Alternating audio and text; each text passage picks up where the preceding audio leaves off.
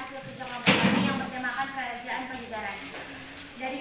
Kami mengambil tema ini supaya kita mengetahui lebih dari Kerajaan Pajajaran, kapan berdirinya, kenapa runtuhnya, dan prasasti-prasasti apa saja yang ditemukan dari Kerajaan Pajajaran tersebut. Sebelum itu, kami akan ada lebih baiknya jika kami memperkenalkan diri kami. Perkenalkan, nama saya Syaf Sabiani Saragi. Perkenalkan, nama saya Azam Saragi. Perkenalkan, nama saya Syamsiwati Soid.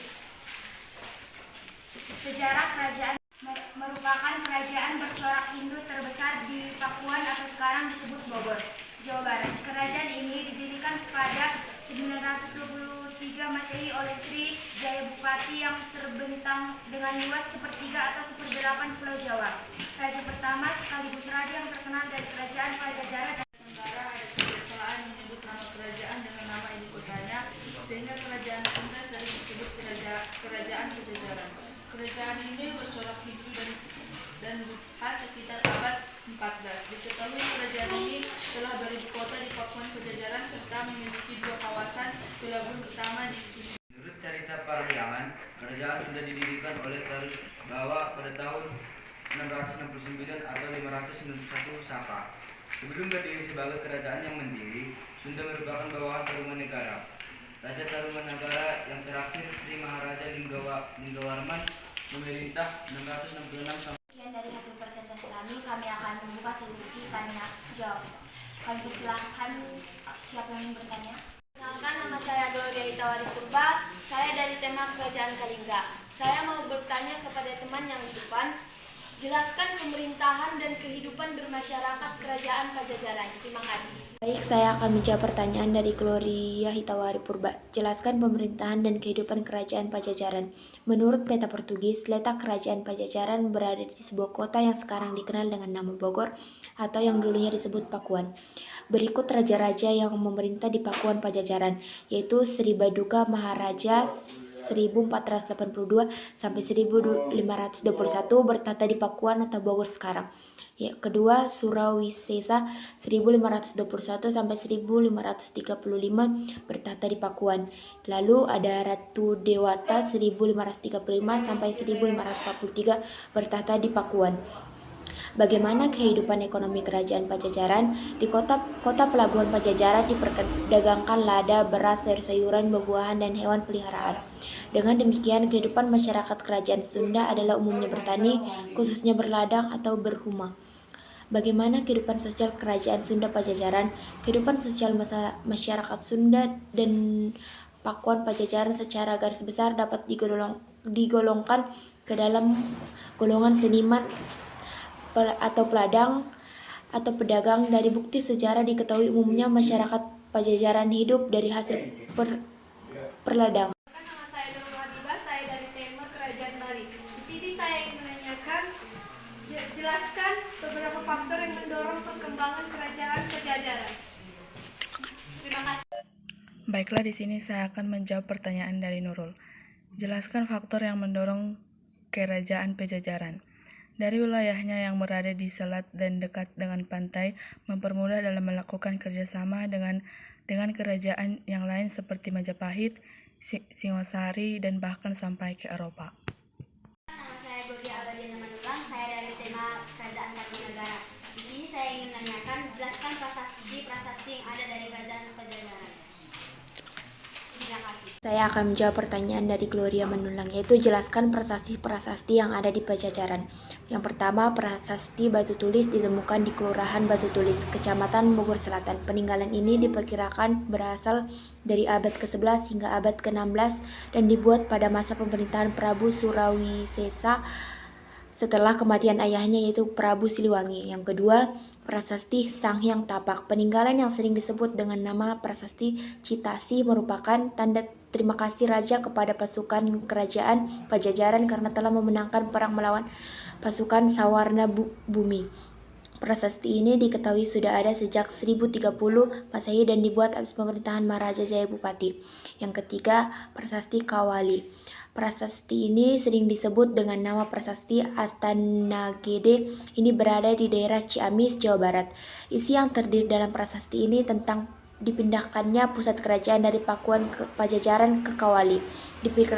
akan dibuat pada abad ke-14 dan dijadikan tugu peringatan untuk mengenang kerajaan Prabu Niskala Wastukencana. Yang keempat, prasasti Rakrian Juru Pangambat ditemukan di Bogor, sudah ada sejak 923 Masehi. Prasasti ini ditulis menggunakan bahasa Jawa kuno dan Melayu dan menceritakan tentang pengembalian kekuasaan raja kerajaan Pajajaran. Yang kelima, prasasti Perjanjian Sunda Portugis berbentuk monumen batu. Prasasti yang ditemukan pada 1918 ini menggambarkan perjanjian antara kerajaan Sunda dengan kerajaan Portugal. Terima kasih. Perkenalkan, nama saya Sinta Kirana Saragi. Jadi saya akan bertanya kepada teman-teman yang berada di depan. Pertanyaan saya adalah, jelaskan mengenai tragedi Perang Bubat. Terima kasih. Saya akan menjawab pertanyaan dari Sinta Kirana. Jelaskan mengenai tragedi Perang Bubat. Peristiwa yang menjadi catatan hitam hubungan kerajaan Majapahit dengan kerajaan Pajajaran di masa peristiwa tersebut merupakan tanggung jawab dari Gajah Mada. Nama saya Kasim Barikan Sinaga. Saya ingin bertanya, jelaskan sumber sejarah kerajaan Pajajaran. Terima kasih. Akan menjawab pertanyaan dari Taslim, yaitu jelaskan sejarah kerajaan Pajajaran. Kerajaan Pajajaran merupakan kerajaan bercorak Hindu terbesar di Pakuan atau sekarang disebut Bogor, Jawa Barat. Kerajaan ini didirikan pada 923 Masehi oleh Sri Jaya Bupati yang terbentang dengan luas segitiga atau 1/8 Pulau Jawa. Menurut peta Portugis, ibu kota kerajaan Pajajaran berada di wilayah Bogor. Terima kasih. Perkenalkan, nama saya Erfaro Sabian Purba. Saya dari kelompok Kerajaan Kutai. Saya ingin bertanya, jelaskan isi prasasti Sang Hyang Tapak yang menyebutkan bahwa adanya pemujaan terhadap tapak kaki. Terima kasih. Baik, saya akan menjawab pertanyaan dari Erparos Abian Purba, yaitu jelaskan isi prasasti Sang Hyang Tapak. Prasasti Sang Hyang Tapak dikenal juga sebagai prasasti Jaya Bupati atau prasasti Cicatih. Adalah prasasti kuno perangkat tahun 952 Saka atau 1030 Masehi. Terdiri dari 40 baris yang memerlukan 4 buah batu untuk menulisnya. Keempat, batu prasasti ini ditemukan di tepi sungai Cicatih, Cibadak, Sukabumi, Jawa Barat. 3 diantaranya ditemukan di dekat kampung Bantar Muncang, sementara sebuah lainnya ditemukan di kampung Pangcalikan. Prasasti ini ditulis dalam huruf Kawi Jawa. Saya dari tema 7. Apa mata pencarian utama kerajaan Pajajaran? Terima kasih. Saya akan menjawab pertanyaan dari Pipo. Apa saja mata pencaharian dari kerajaan Pajajaran? Mata pencaharian dari kerajaan Pajajaran ialah bertani, khususnya berladang atau berhuma. Nama saya Chelsea Sylvie dari tema mata pencaharian. Saya ingin bertanya, jelaskan mengapa kerajaan Pajajaran dapat menjadi salah satu kerajaan terkenal di Indonesia. Terima kasih. Akan menjawab pertanyaan dari Chelsea Sylvia Silalahi. Jelaskan mengapa kerajaan Pajajaran dapat menjadi salah satu kerajaan terkenal di Indonesia. Karena keberadaannya terdapat dalam banyak sumber sejarah dan tokoh Sri Baduga atau Prabu Siliwangi sangat terkenal di tengah masyarakat Sunda. Terima kasih. Perkenalkan, nama saya Filizayan Sinaga. Saya dari kelompok 6 yang bertemakan kerajaan Majapahit. Di sini saya ingin bertanya, jelaskan perang atau serangan-serangan apa saja yang pernah terjadi di kerajaan Pajajaran beserta raja yang pernah memerintah pada masa tersebut. Terima kasih. Di sini saya akan menjawab pertanyaan dari Efrilija. Jelaskan perang atau serangan-serangan apa saja yang terjadi di kerajaan Pajajaran serta raja yang memerintah.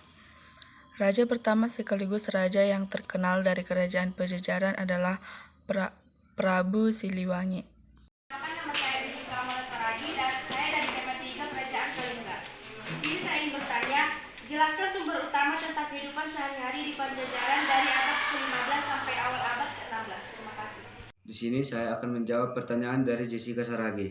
Pertanyaannya ialah, jelaskan sumber pangan dalam kehidupan sehari-hari kerajaan Pajajaran dari awal sampai akhir abad pertama. Jadi sumber pangan kerajaan Pajajaran dari awal sampai akhir abad pertama yakni bersumber dari masyarakat yang bertani, khususnya berladang, nelayan dan lain-lain, sehingga dari kegiatan tersebut menghasilkan panen berupa sayur-sayuran, buah-buahan dan lain-lain. Nama saya Umi Nurhasana Syalomo dari Kerajaan Kediri. Di sini saya akan jelaskan perkembangan politik dan ekonomi kerajaan Pajajaran. Terima kasih. Baik, saya akan menjawab pertanyaan dari Umi, yaitu jelaskan perkembangan ekonomi dan politik Kerajaan Pajajaran. Kondisi kehidupan ekonomi Kerajaan Pajajaran pada umumnya hidup dari pertanian, terutama perladangan. Di samping itu, Pajajaran juga mengembangkan pelayaran dan perdagangan.